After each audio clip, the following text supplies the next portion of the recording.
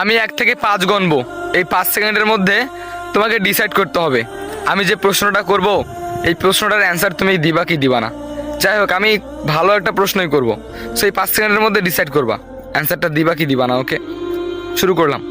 1, 2, 3, 4, ভেবে নাও অ্যান্সার দিবা কি দিবা না। 5, প্রশ্নটা করি। হ্যাঁ, তুমি যাকে ভালোবাসো সেই মানুষটা কি এখনো আছে? সেই মানুষটার নামে একটা লাইন লিখে যাবে কমেন্ট বক্সে, দেখতে চাই। শুধু একটা লাইনে ভালোবাসাটা হয়তোবা প্রকাশ করা যাবে না, কিন্তু শুধু একটা লাইন লিখে যাও তার নামে।